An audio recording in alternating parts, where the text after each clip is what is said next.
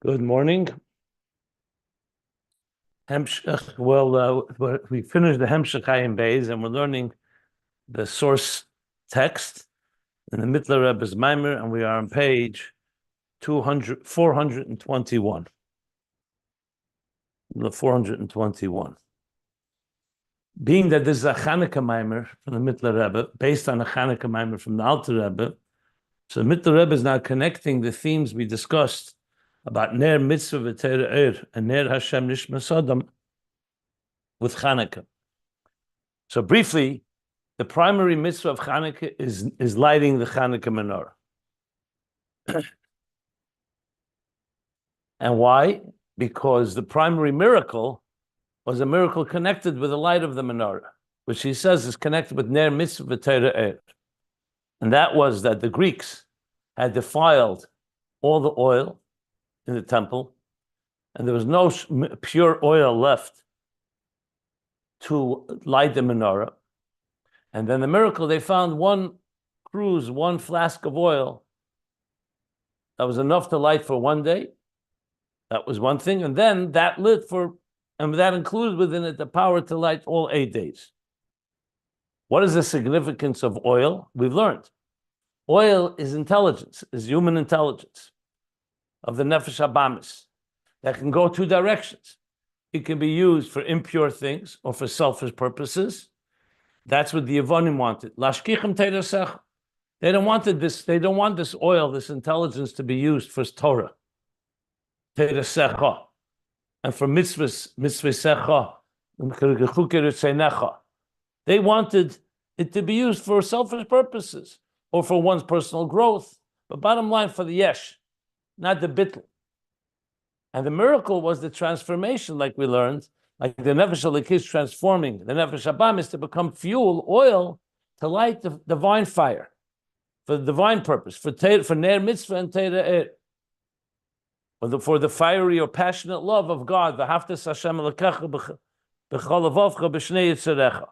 To do that, you have to go back to the source, because once it's been defiled, you can't just easily repair it. You have to go back to the root to correct it. In Shara Eira that he seichens, I looked it up. He actually says these words. He says, just as a little explanation, he says like this: that since it was not enough for human effort to repair the oil, because human effort had defiled the oil. So that's why you have to go back to Keser, the Pnimius of Chachma of Keser, what he calls the Mokra the Maor, Shemen la Maor. Exactly as we learned earlier.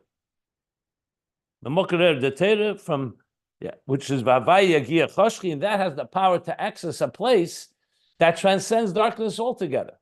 So it's not just about, okay, which one is going to dominate, dark or light.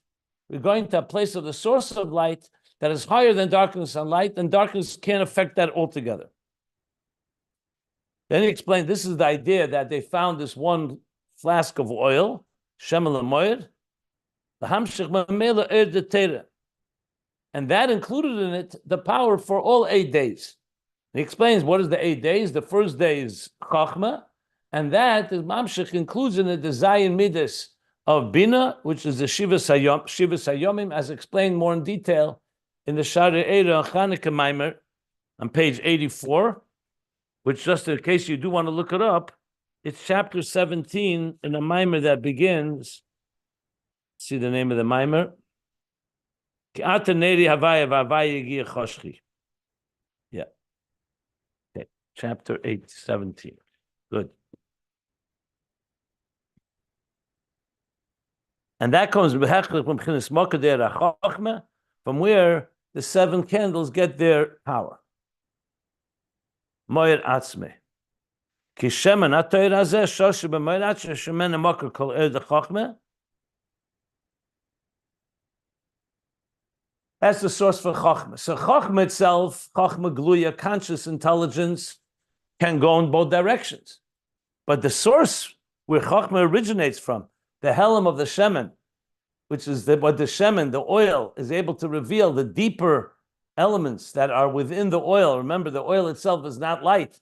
until you use it as fuel. So that reaches all the way in Kesed itself. Earlier, we learned that was due to the effort that you have to dig deeper to overcome the darkness of the animal soul. So the animal soul ends up feeding the fire and feeding the psila, the wick as well of the divine soul. And that's why, commensurate to the purity, to the level of purity and refinement of the oil, is the purity of the light.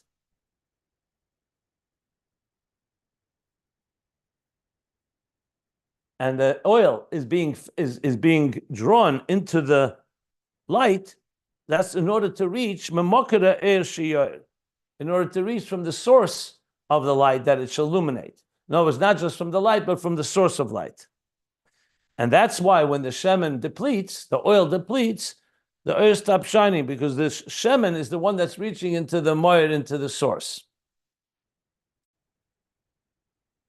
And this is also the reason that also the wick of the divine soul is also being fed by this, because the wick alone without the oil would not have much time to burn, would just burn out very quickly. So the oil is mamshich the er de teira in the psila as well. So essentially, when we exert ourselves in dealing with darkness, including the darkness of the animal soul, including the darkness of the Yavanim, the darkness, and we transform it, it also empowers the divine soul. Because when you have to dig deeper and reach deeper levels, you reach all the way. It also increases, like we learned from Toyu, increases also the tikkun of the nefesh alakis.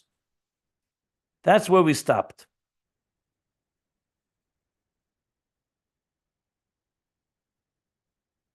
Okay, so we're going to continue now from close to the middle of page 421. I just want to look up one thing. Please, just give me a moment.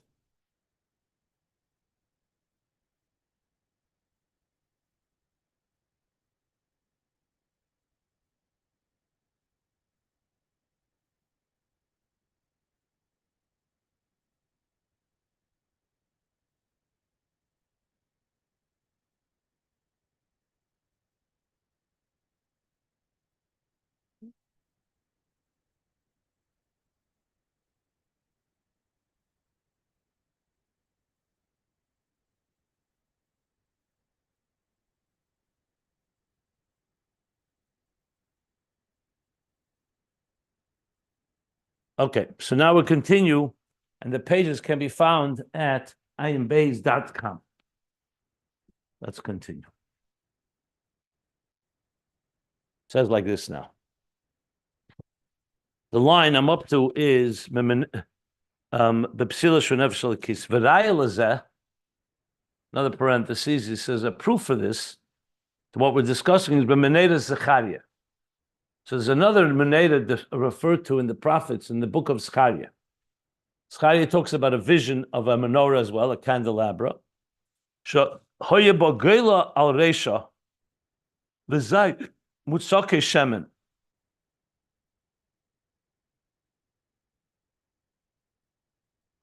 So let's look at the verse. What does it say in the verse? It says like this.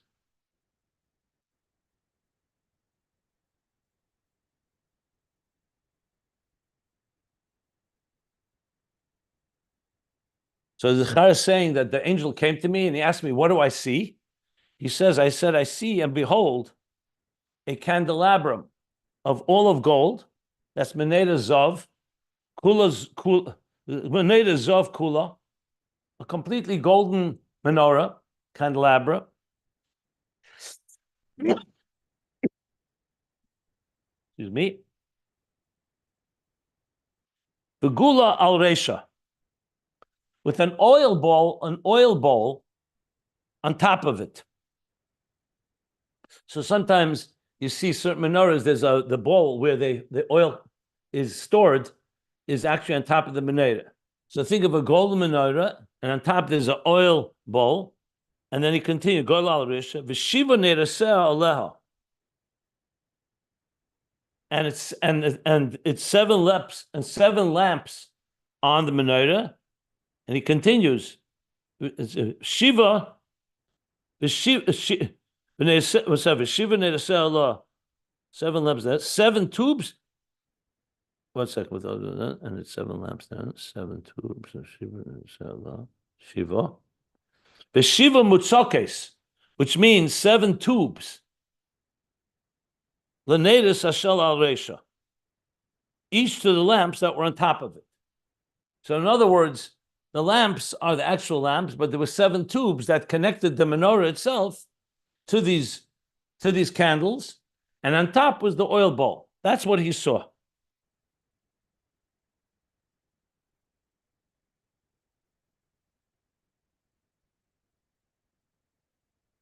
Just want to see what the continuation here.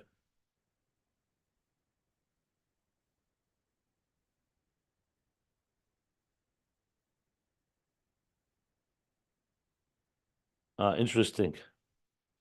And then he asks him for the interpretation of this dream or his vision. And his interpretation is that he's telling him that it's not with physical might, but it's with spirit that you win the war. Okay. So how is this connected to what we're learning here? So the Mittler Rebbe says like this. The Zayim Mutzok Shemen, these 7 tubes, beloy klal. It doesn't talk about any oil here. The vision of Zechariah is just a menorah. It's a menorah with an oil lamp on top and 7 tubes, 7 lamps and 7 tubes leading to them. Beloy klal. Why? Because the medaber bisman agolus. Because Zechariah was talking about a vision in time of golus, in the time of exile, time of displacement. The ein erdeter meir b'mitzvahs kol kach. That the light of Torah, ner mitzvah v'Torah, remember, the light of Torah does not radiate so much in mitzvahs. In time of Geula, the time of Beis Hamikdash, then the Torah is illuminating the mitzvahs in the full sense of the word. But as man hagolos ein the Torah meir b'mitzvahs kol kach. So that's why he's not talking about light.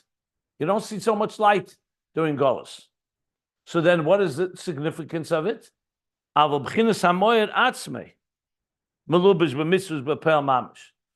Menorah is hinting to the level of the Moyer, which is manifest in action-based mitzvahs. Because if you recall, we learned earlier, Shenikra Neir, the mitzvahs are called Neir, but without Eir. Remember earlier he asked the question, Ner mitzvah v'Torah seems to suggest that without Torah, the mitzvahs are not illuminated. And he answered, Taka, that's correct. Because the main illumination, the main divine revelation in its purest form is dafka through Torah. So, but a mitzvah is still called a ner. It's called a candle. But it's not a burning candle. Meaning you don't see the light so much. So what do you do? What is in it? It manifests the moyer that's higher than light. So mitzvah shanikl ner b'shemen upsila, because it has shemen upsila, the oil and the wick. K'meshikosav v'shemla reishach, like we learned before, shemla reishach, the oil on above on its head. Da uvdin tovin mitzaratzman. These are the good deeds a person has mitzaratzman. Even without Torah or complete manifestation of Torah, mitzvah is still a candle, as we learned earlier. And mitzvahs are the Ratzon Elyon, like we learned the Tarach Hamude Er, that mitzvahs have from the Ratzon Tainug Pasha, the seamless desire and pleasure of God in mitzvahs, Keser. But it doesn't have the Gilui that Torah provides, because we're in Zman HaGolos. But you cannot say that mitzvahs don't have any power. Obviously they do. And that's what Zechariah is talking about. A menorah where you don't see oil, it's not illuminated, but they're naders, they're candles. These are the mitzvahs. Zer Yishun Maila Demaisa Godel, the Talmud. So advantage of having Torah is that everything is revealed. The divine, the way it is above, that's the way it is below, because Torah does not defies and transcends darkness and light. Mitzvahs, on the other hand, come down into a state that can be concealed. So that's the mile of Torah that Torah brings to Maisa. But there's also a mile of Maisa mitzvahs, like we learn Seif Maisa Machshava Tchila. Shevezer Yisrael mile the Maisa Godel the Talmud. We say Maisa Godel, that the consideration that Maisa is greater. The time of the Talmud Godel ain't an element de Maisa Canal. So even by Talmud, we say, why is it greater? Because it brings to Maisa. And that's taka the mile of Torah that brings also to mitzvahs. But there's an advantage to mitzvahs because that's the Maisa that Talmud brings to. That, however, this advantage is more an atzmi than a gili. Torah brings gili. Here in Zman HaGolos, due to the darkness, like Chanukah, darkness, that reaches the Maor. The Maor is not revealed necessarily. But from there, you can have the power to transform darkness to light. And ultimately, when the Gula comes, you have both together. So he's bringing a raya from the Meneda of Scharia, this concept that we're talking about here, reaching a place that's higher than the light of Torah, the Mokher of Torah, Maor, from where you have the power to transform darkness to light. Even the oil that was impurified, was polluted, that you find the oil, the pure oil that reaches all the way to Shem Maor from Keser, from a higher level. And we know that that mitzvahs come from Keser, in that sense, from the skull, like he said, which is even higher than the Gili of Torah. Yet, at the same time, Torah we're talking about Gilui, the Gili Atzmi of Torah is ultimately in that level, Torah has an advantage. But this is the advantage of what we have when it's in the darkness that mitzvahs bring. So we'll talk about this some more as well, because clearly mitzvahs have a mile over Torah, but it's not a mile in Giluyim, it's a mile more in the core essence. Okay. And that concludes that parenthesis. Any questions?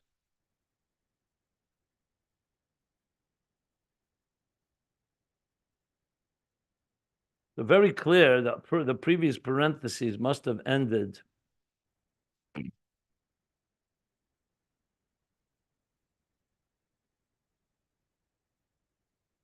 just 1 second.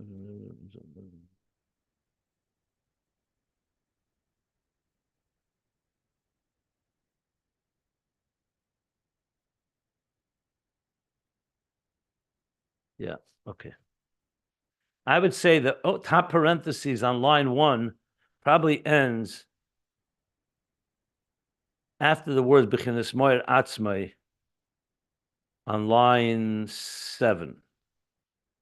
Just remarking on that. Okay. So now he's going to go back to Chanukah.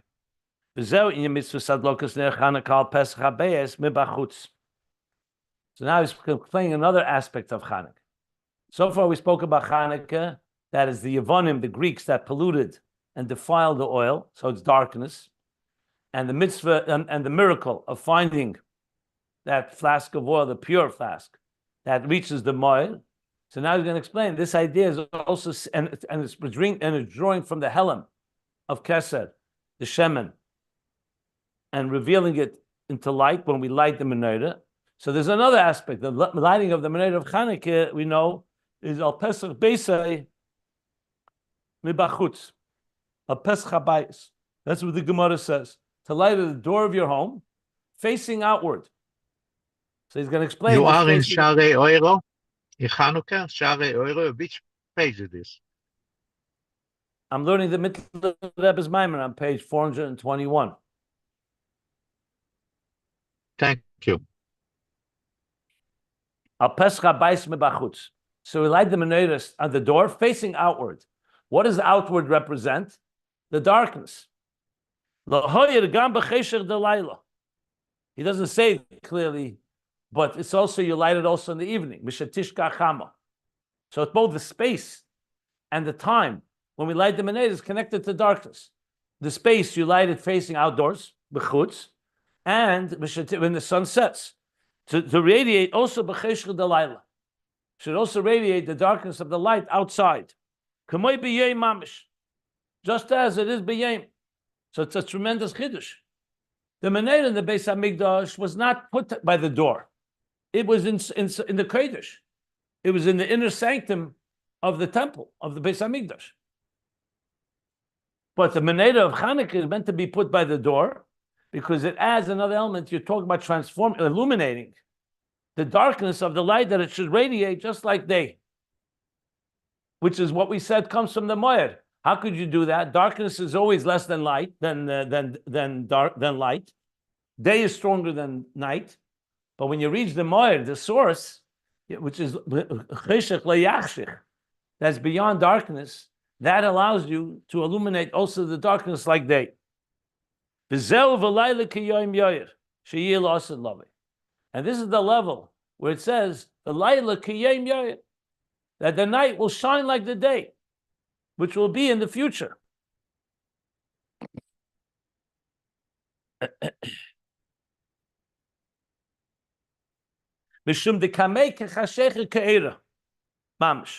Because before him, God's presence, before God, darkness is mamish like light, like we learned earlier. It's not a light that illuminates the darkness. That's one level. That light dominates. That light dominates over darkness. Here he's speaking about even a higher level, higher than light and dark, because there's no darkness that can conceal. So chashech ke'era mamish. And that's what we're mamshech on Chanukah when we transform darkness to light. Canal, as we learned earlier about chashech and ke'era. Who?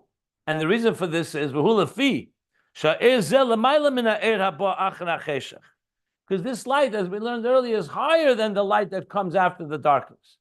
After the tzimtzum, there's a light that enters and illuminates the darkness. That's one level. Here we're talking about an air that's higher than the one that comes after darkness.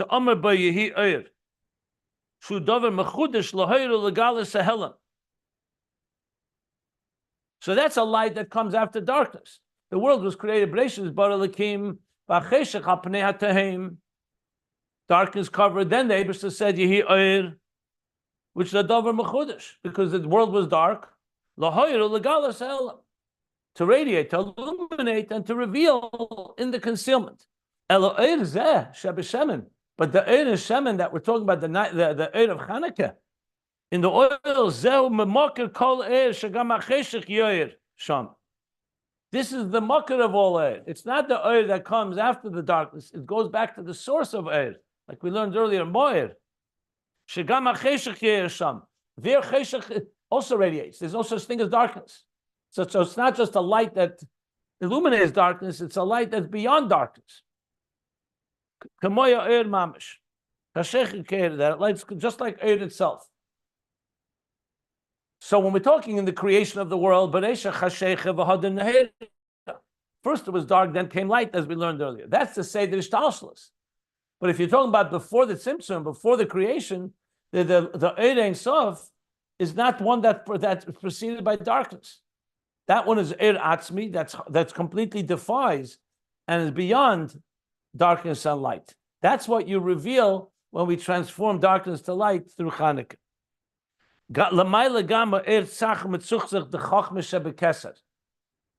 is higher. We learned this earlier as well. Remember, we learned that we say er tzach of keses uchamhu is dark. Kadam ilus ilus. It's dark. It's black compared to the cause of all causes. That is the level of keser, a high level. But there's a level that's you never use the word dark altogether. So this is higher. Me'er tzach mitzuchzach dechachme shebekeser. Shalkaponim uchamhu umischashech kamei ilus ilus. Because there, even though it's a very refined light, etzach umitzuchzach, chachma within keser, but al kaponim you still say ucham. You still say it's darkened before, and it gets darkened kamei ilus ilus in the presence of the cause of all causes. V'nikre yira bereishis. And that's called Yira Bereishis.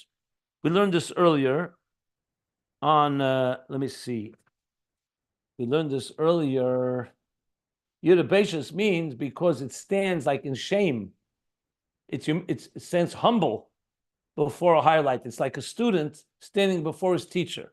So when he's teaching others and his teacher is not present, he's illuminating. He's teaching, he's shining. But when he stands in the presence of his teacher, he's humbled, he's quieted. Yira Bereishis. We learned this earlier. like a shraga betira, like a candle in the light of the sun. But the light that we're talking about, Mashenkin ner zed de Chanukah. By contrast, the light of Chanukah, the candle of Chanukah, shu b'shemen hatoyer, shemotzu b'chesh mishal kohen gadol.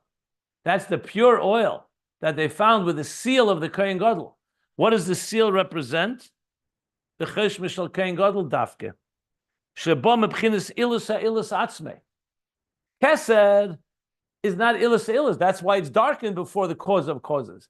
Now we're reaching into the ilus ha'ilus.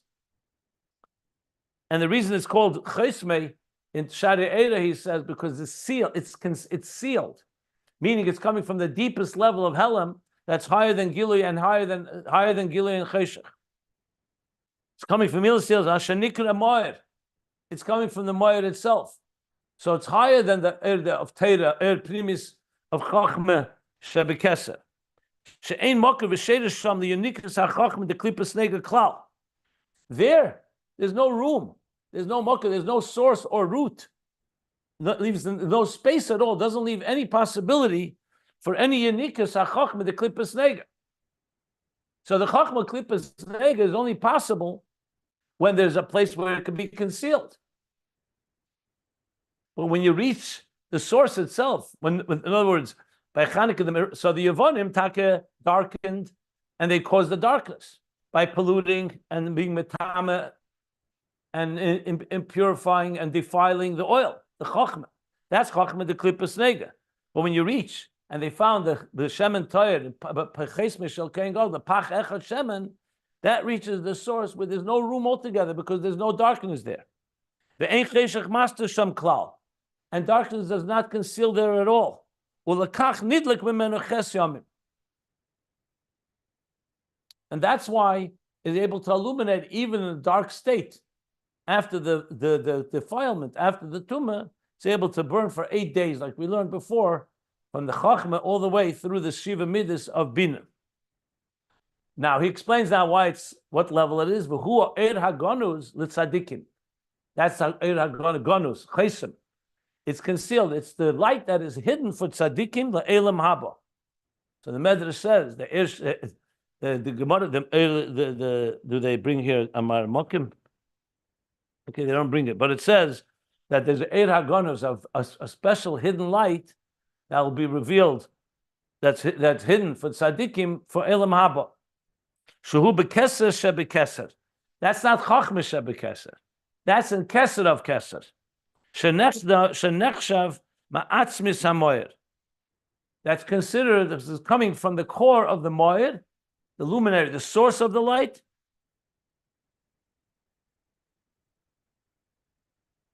That's, of course, a higher level than the level that he said of chachma shebekeser.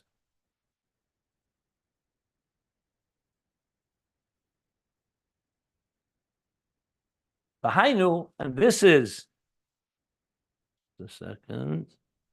Ner mitzvah, ner Chanukah, and this is the meaning that ner mitzvah is connected to ner Chanukah, as he said in the beginning of the paragraph, as was brought in the Gemara in Shabbos. And ner mitzvah, ner Chanukah derabonon. So I'm explaining one more thing about ner Chanukah. Ner Chanukah is not deraisa, it's derabonon. Shalamayla me'er the Teira shebiksav kanal, the Teira shebal peh. So you see here another hint to what we learned earlier. If you remember the same idea, he said Teira Shebal Peh has a mile over Teira Shebiksav because it brings down. In Teira Shebiksav was more like the blueprint, but in Teira Shebal Peh it becomes a workable document. Safe Ma'aseh Machshava Tchila, not Tchilas B'Seifon, because that's the action. The kavanah of it all is the action. So that's also hinted to in the fact that Ner Chanukah is the Rabbanon, Teira, which is higher than the Eir. Teira Shebiksav is the level of Eir, Teira Eir. Teira Shebal Peh reaches into the Moyer, like we learned earlier. So that's yet another connection to what we learned earlier. And with that, it concludes the paragraph. Here too, you have to say probably that the parentheses, there's two parentheses here at the end probably. Somewhere. Okay, different ways to place the parentheses. Okay, any questions?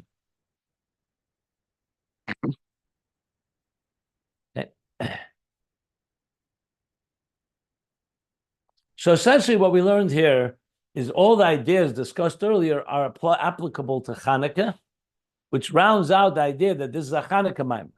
Interestingly, in the Maimer of the Alter Rebbe, as I mentioned yesterday, he doesn't connect it to Chanukah, but the Mittler Rebbe does. So it just adds a whole dimension. So I'm not going to say there's any, I'm sure there's new points here, but it's a lot of what we learned earlier applied to Chanukah. And he's going to continue one more paragraph on the next page. So let's move to the next page. Again, unless somebody has anything they want to clarify, any questions? 422. V'zeu Pirush Chanukah. And this is the meaning of the word Chanukah. Sheyesh by Beis Inyanim. There are two things in Chanukah. Echad, Chanukah comes from Chanukah Samizbeach. So Chanukah comes from the dedication of the altar. Sometimes it says Chanukah Samineda as well. The Chanukah Samizbeach, that's the Kriya that we read from Parsha Nosei. There's Chanukah Samizbeach.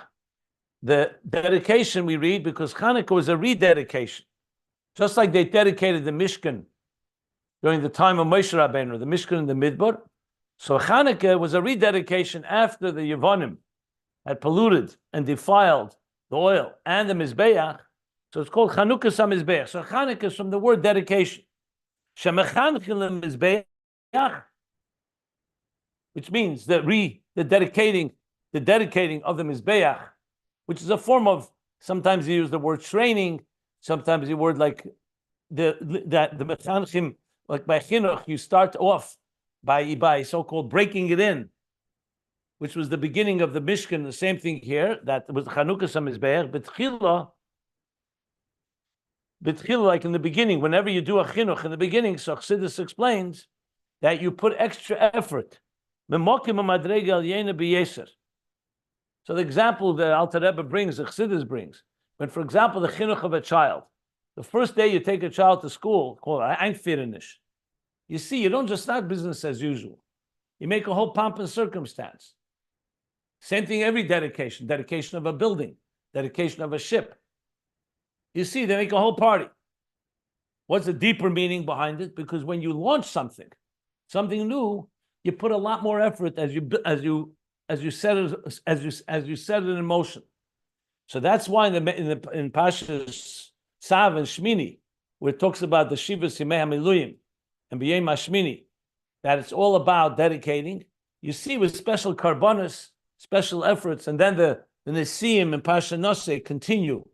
Each one brought their karbonos, and we read this actually in Chanukah, because Chanukah is the rededication of the Mizbeach. So he's saying it's coming, his dedication, because before it was darkened, so everything was going as usual. Every day the menorah was lit. But once there was a challenge and a crisis, now we needed that deeper strength that we learned from the Maor. So it's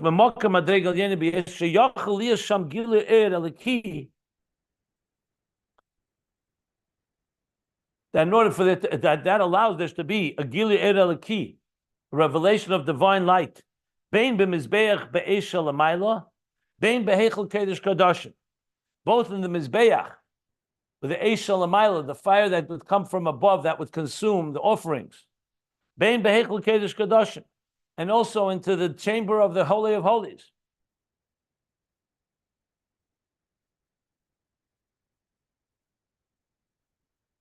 Not sure what he wants to emphasize with these both emphasis, the Mizbeach and Hechel Kedesh Kadashim, but apparently he wants to say that everything in the Beis Hamikdash was renewed and rededicated. So it's coming from a high level, a very high level. Lias Gili Ein Sof b'pnimius hakeser b'chochmah. I'm sorry. Lias Gili Ein Sof b'pnimius hakeser. Like we've been learning, because this Chanukah is drawing from the Gilui and Sof and the Pnimius of Keser, which is higher than Chachma. The Chachma ba min hamoyer shememenu makar kol the Kedesh HaKadoshim. Okay, clearly he's talking about the Mokar where Sayaf Kodesh with Meneda was, and Sayaf Kodesh Kedoshim, the Holy of Holies, everything. So all the air, where does it originate from?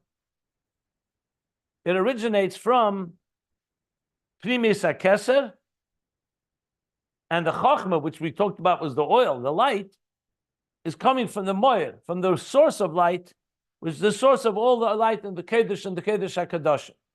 So the similar idea that we've been learning, that through the transformation and finding the oil, the flask, the pure, we're reaching into higher levels all the way into the Helam, the Ir HaGonos, as he called it before, that is in Primis HaKeser.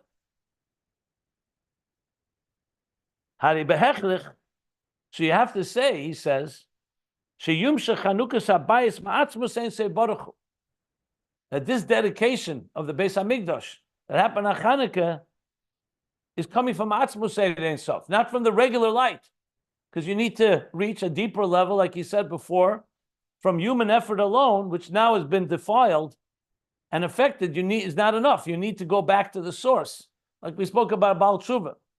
In order to correct and misaken, to repair an injury, you can't just rely on regular work. You need to do something deeper, dig deeper, reach a higher level. That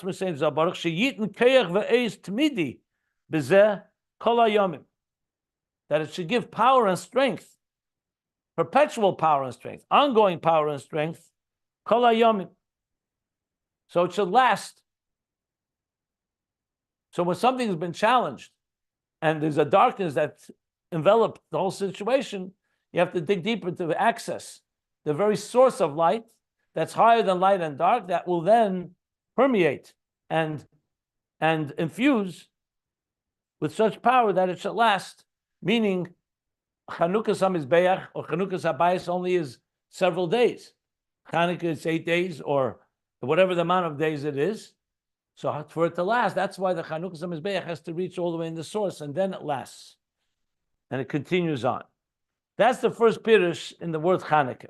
Remember, he said on top of the line, he said there's two pirush, there's two inyanim. So that's the first inyan. And again, consistent with what we learned. So we learned a bunch of details.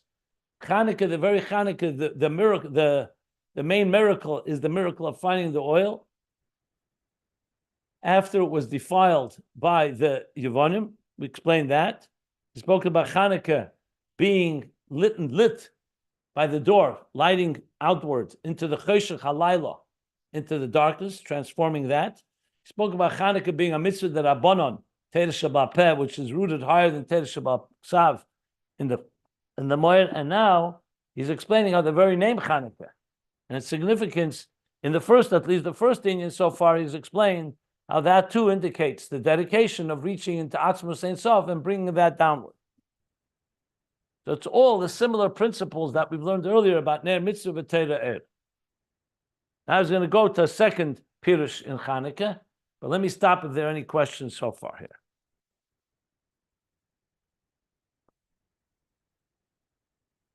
Pirush HaBeis b'Chanukah, a second meaning in the word Chanukah is that Chanukah is made up of two words.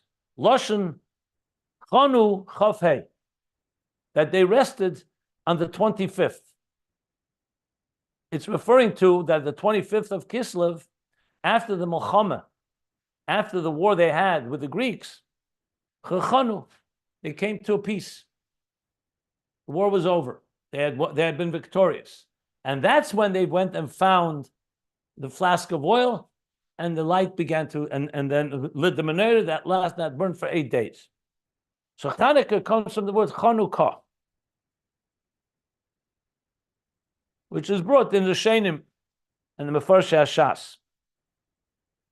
So now we're going to explain what is the significance of Chanukah. Meaning Chanu Chafei, Koi. Shechofei, he says, the word koi, when we say koi, the contrast is usually zeh or zois. Say koi amar Hashem or zois amar Hashem. When you say zeh, it means mara be'ezboi ve'emezeh. It's b'loshen neichach. You say zeh when you're present. When you're present, you say this. You're pointing this thing. When you say koi, you're saying it's like. You're not present. Koi, like when it says kichat sheis halayla. and the Eibishter's Chatzos can say precisely, we say around Chatzos. So koi is more of, you're speaking about something that you're not present in. You're saying it's like. That's why it says that Moshe Rabbeinu was misnava b'zeh. Moshe Rabbeinu, when he prophesied it with Zek, he saw directly. All the other prophets were misnava b'koi. They saw it like a likeness of it. Koi, like similar to, like we say, kitzal menu, like, as if, or like. It's all a reflection, essentially. So he says, koi, hu b'chinas hamalchus, b'chof hadimyan, k'moi koi omer Hashem. It refers to the level of malchus, b'chof hadimyan. When you say k'moi, when you say kichatzeis, or kedema, or k'moishma, you're saying it's something. It's chof hadimyan. The chof is making it. It's a similar to. You're not speaking about the thing directly. You're speaking about essentially a reflection of it, and that is in malchus, because malchus is a reflection. Zah is often referred to zeh, is direct, like the sun, and the moon is more like a reflection of the sun. K'mei amar Hashem.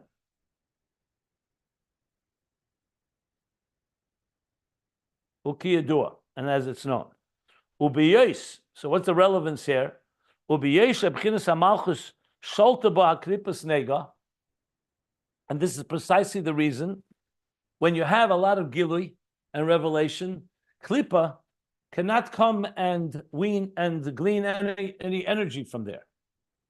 Where can the klipa drain energy when the energy is somewhat subdued, somewhat subsides?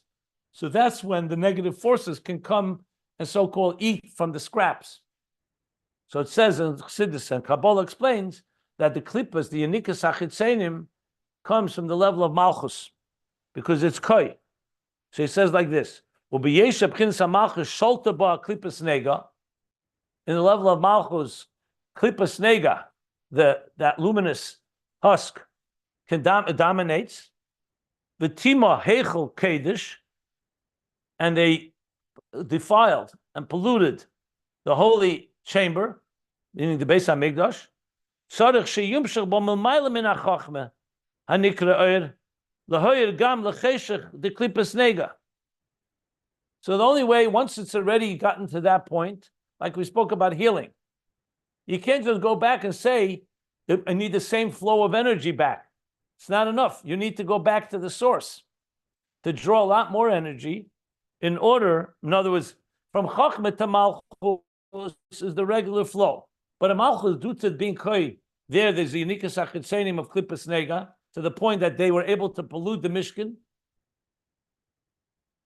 So now you need to go back, he says, to the source. So higher than Chachma, which is Oyer.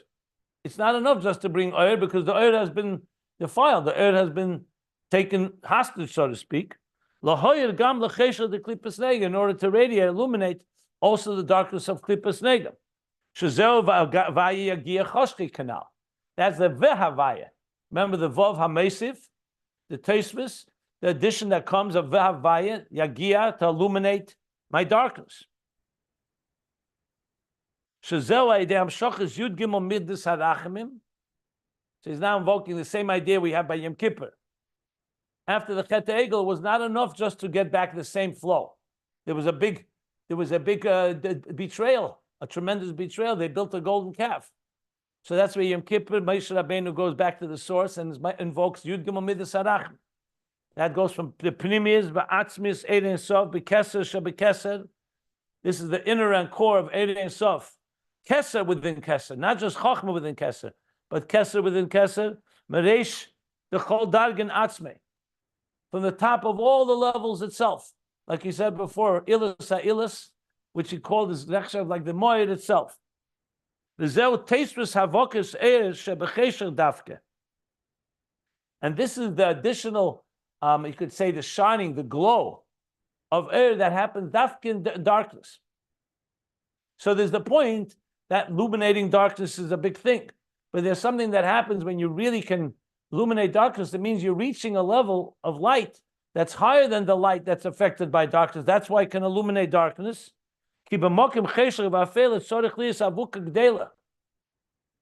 in a place of light, let's say by day, you don't need to have you don't need a powerful torch, or if it's dusk. But in a mokim cheshire ba'afela, in a place of darkness and intense darkness, sarich liyas avuka gdela, you need to have a powerful torch. V'eir mavik b'yeser, and a light that glows or that sparkles or that shines greatly. So the darker it is, the more light you need. That means you need to go back to the source to reach deeper levels of light. So okay, so that's the koya of Chanukah. What's the Chanu? He didn't finish the first three letters. V'zeu gam ken pirish Chanukah. This is also the pirish what we said Chanukah, the two made up of two words. B'malchus shebecheshech lo yichve b'layla neira. That's the Chanu. The Chanu means the resting. That means that after the battle comes the koy in malchus shebecheshel leyichva b'layla neira, that the light should not be extinguished even in the darkness. He's going to teach why it's called Chanu in a second. So now Chanukah means koy is the place where it's allowed for the anika, for negative energy to draw power. Now comes Chanukah comes after they dedicated, after they won the war, and after they dedicated the temple in the Meneda. That's V'zeu Chanu, Loshen Chein. So Chanu means taka chaniya, like to rest. When after a war, you come to peace, you come to rest. But Chanu also from the word Chein. Chein means grace. You know, we say Motzah Chein. K'mo yechanech elikim, u'k'mo yechanech b'ni, u'k'mo v'noyach Motzah Chein. So Yechanech or no? Yechanecha, I think. V'yechanucha elikim. So bottom line is bringing a few psukim down below. They'd say Nosei Miketz, 3 different verses. Yechanecha. Yeah. So we say Hashem Yechanecha, that we found favor in the eyes of God. Noyach Motzah Chein. Hashem, that God found favor. So you see from this that Chein is a level of extra gili. The Bechinas HaChein hu etzem harotzen hatev shelamayla min hasechel v'tam legamri. It's pronounced Yachnecha. It's pronounced Yachnecha. Yachnecha. Okay, I thought Yichunecha. Kamo Yichunecha lekim maybe. Okay, Yachnecha. So be it. So Chein, he says, what's Chein? When someone finds grace, finds favor in your eyes, like you say, a person has nachas, Chein. So he says, this is the level of etzem harotzen tev, the core of a rotzen tev, that you feel, your goodwill, so to speak. Shalamayla min haseichel v'tam. When you say noyach motzah chein, or you say that someone finds chein in the eyes of God, we're not talking about there's a reason. If there's a reason, you don't need chein. You could say because a person has qualities, they did something beautiful, or they are. So therefore, you respect them, or you are drawn to them. You honor them. You like them. He's saying Chein is a level of Ratzim Atev. There's just a deep Ratzim Atev to this and this individual. It's higher than reason, super rational. Is that Motzah Chein v'ches, that this person, in the eyes of God, finds favor and grace. Not due to reason. Ukamoi, vatihi Esther.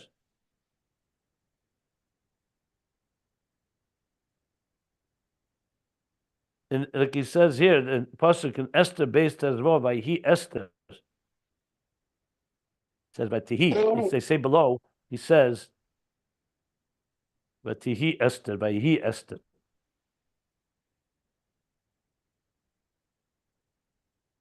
So when Achashverosh found Esther, Motzah Chein beina, she found favor in his eyes. It's a special type of being drawn to something that's called Chein. So he's referring now. So when we say Chanukah, B'chinas HaChein hazeh, and this level of Chein, that's Ma'ila Mitam V'das, like he says, Keser Shebe Keser, like the Yud Gimel Mitzad Achamim, Yeir B'malchus, that's Chanukah, that Chen radiates and shines in Malchus, which is Koi, Shuhu Ashchina, Kishihi Begolus. That's referring to the Shechina that's like in Golus, like he said before by the Menayr of Zechariah, that it's not revealed. That's why Malchus is affected in Golus.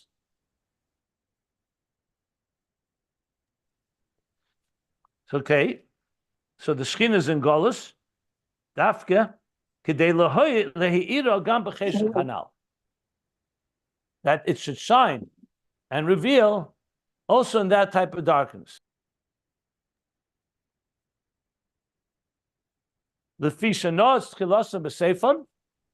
Dafke, he's bringing back what we learned earlier, because the beginning is wedged dafke in the end.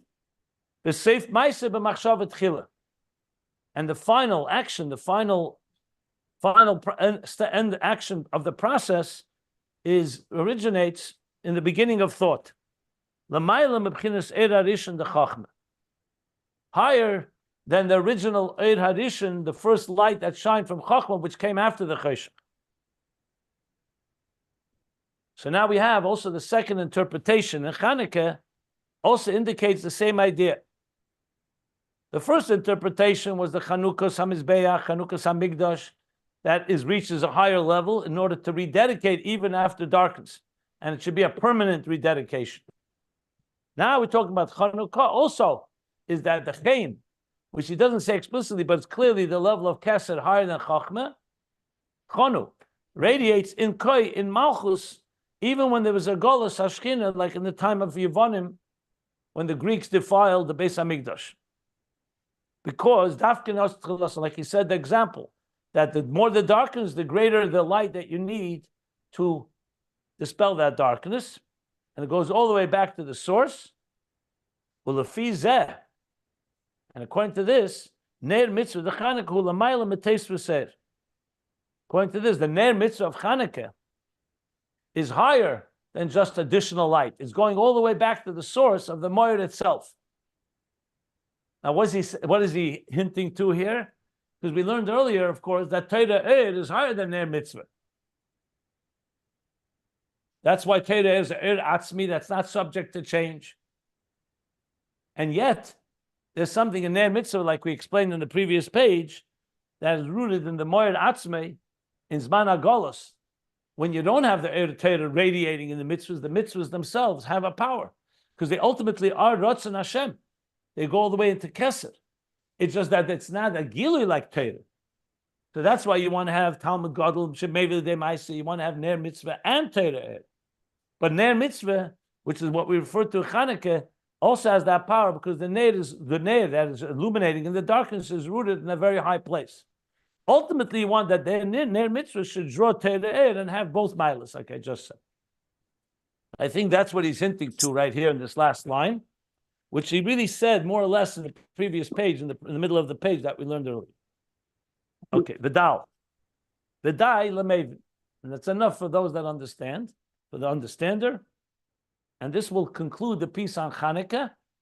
And then the next is going to begin, the beginning of the Maimer is going to go back to Mika Hashem Elokeinu Hamagbil L'Sheves Hamashpili Lires, which of course continues to be based on the Alter Rebbe's Maimer, which we'll continue to learn afterwards.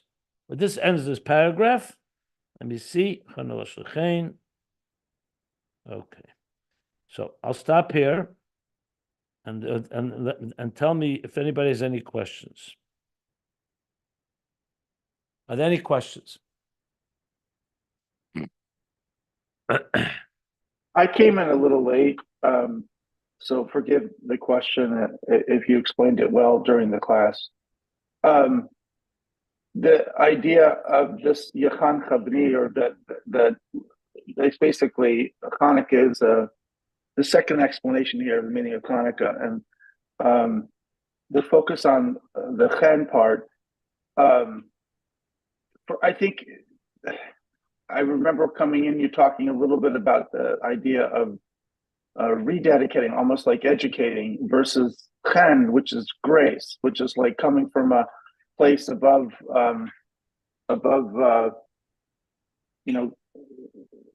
good and bad. It's and so therefore it has a high level of belikus that can rectify the tuma from the Greeks, the spoiling the Beis Hamikdash. So is it both? I mean, what's the connection between chinuch and chen?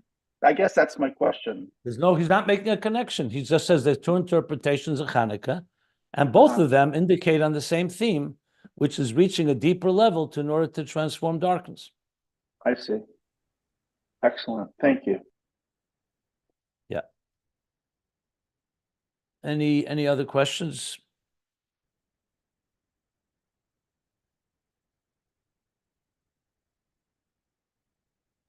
Okay. So we'll stop here. End of the paragraph, close to the bottom of page 422.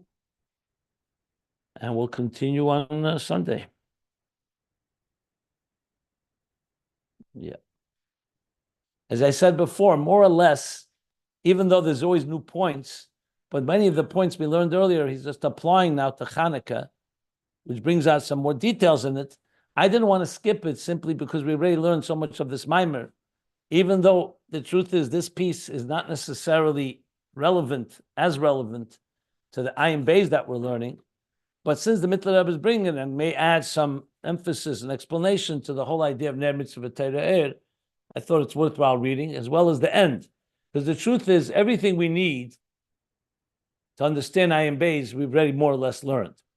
But there are probably going to be some more nuances and points, and that's why I want to finish this mimer.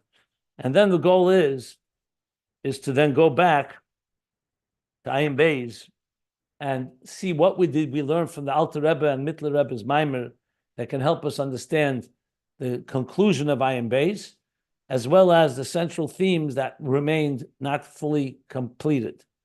So I think there's a lot we've already said. It's pretty clear. I think I've gone through it a number of times, but I'm going to do it in a more, let's call it full picture. So we were talking about a siyum of Ayin Beis because of the Mittler Rebbe's mimer, the Alter Rebbe Mittler Rebbe's mimer. Obviously, we extended this. So I don't know. I mean, it looks like to me we're on page 422. The mimer will end on 434. So we have another 12 pages. So it's at least 12 more classes.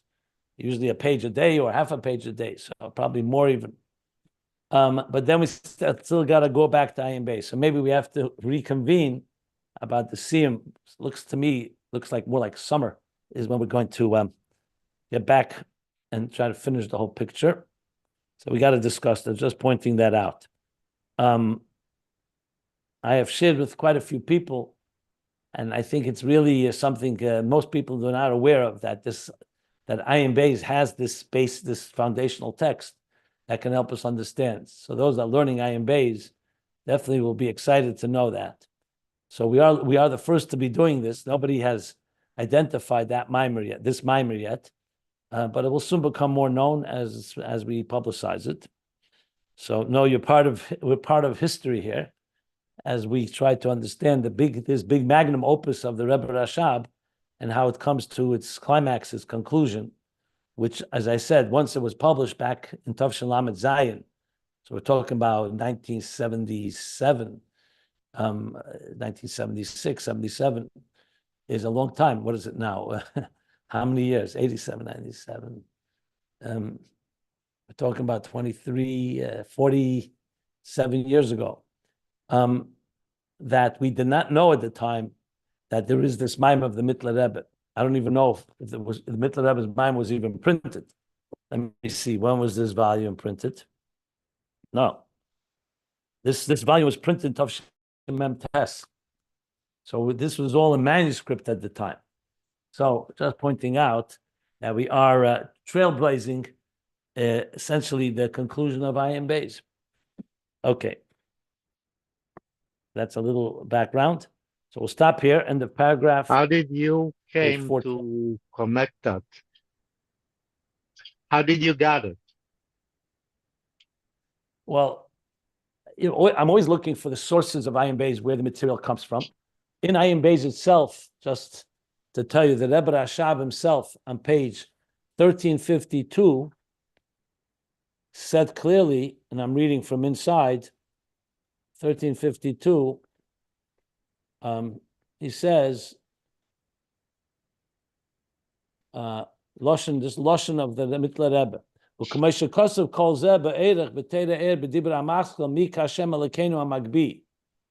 She refers to it directly and very clearly about Ner Mitzvah V'Teireh. So of course I looked it up, especially knowing that Ayin Beis did not finish. And there you go. You start seeing the Alter Rebbe's Maimer develops this idea further. And then, of course, the next step is you look in the Mittler Rebbe's Maimer, on the Alter Rebbe's Maimer, you see if there's anything more. So it's pretty much the standard process of. I mean, obviously, I have experience. I know how to do it, but it wasn't very hard to find. Firstly, the Rebbe Rashab himself cites the Maimer, Fascinating. and then started looking. Then I started seeing that the Mittler Rebbe is literally the basis. I also mark up my Ayin Beis.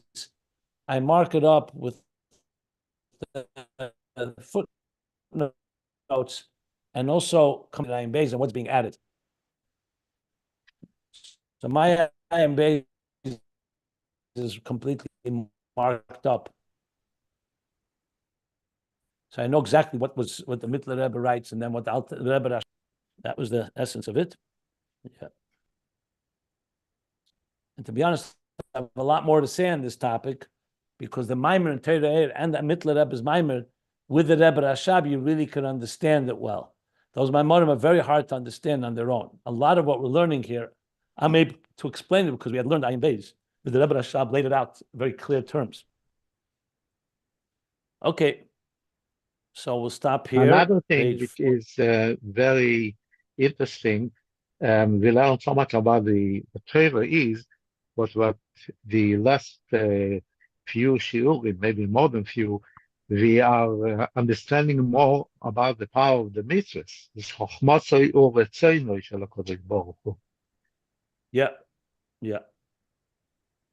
I think these diyukim of what is Torah and what is mitzvah is going to be very critical to understand Ayin Beis, because Ayin Beis ultimately is speaking about the mile of Torah as in contrast to Tefillah Mamata L'Mayla, the Yichud Mamata L'Mayla, that or Remimcha Lekaya Melech Mamata L'Mayla through Tefillah, and then the second half of Ayin Beis, this is the second half of volume 3, is about Mamayla Mata Torah Riyah. So we'll discuss it. You'll see it all comes together. And that's where mitzvahs play that role in between. Because the mitzvahs, on one hand, have something that Torah doesn't have. On the other hand, Torah, of course, is higher because it's Torah. So it all comes down to creating the interface between the divine and existence. And remember, the proper interface, you want to have both existence represented completely and the divine represented completely without compromise. So you really need both. Torah is ultimately going to be the full reflection of Elokus. And the Neshama Lamata and Tefillah is more how it is below from below. And mitzvahs is something in between, like we discussed. Torah is Hamshach Mamay Lamata primarily, even though there's Torah Shabal Peh within Torah. Tefillah is Mamata Lamayla, and the Neshamas work Mamata Lamayla. Mitzvahs is a combination. It's a mitzvah that's governed from above, but it's mislabish in Dvarim Gashmi. So you have all the tools and instruments necessary to create a full interface, which is the central theme of Ayin Beis, between the highest levels of Arimimcha, Kesed, Shebe Kesed, all the way in Seif Maaseh into action in this lowest of worlds, making a dira b'tachtenim. I mean, that I just really summed up is going to be a central theme in understanding all these pieces that we really take away from these Maimorim. And that's what really comes down to being the real punchline and conclusion of Ayin Beis. But there's more to say on this, so we'll learn it as we continue. We'll finish the Mittler Rebbe, we'll go back to Ayin Beis and try to cover all the pieces. If you remember, I went through all the questions that remained unanswered in Ayin Beis and all the places that Rebbe Rashab K'moshi is Bar Lekamon and so on, and the themes that were not finished. We'll tie that all up together, hopefully. The Ezra Hashem is but God's help. Okay. So this is all on the recording. Let's stop the recording. Bottom of page 422.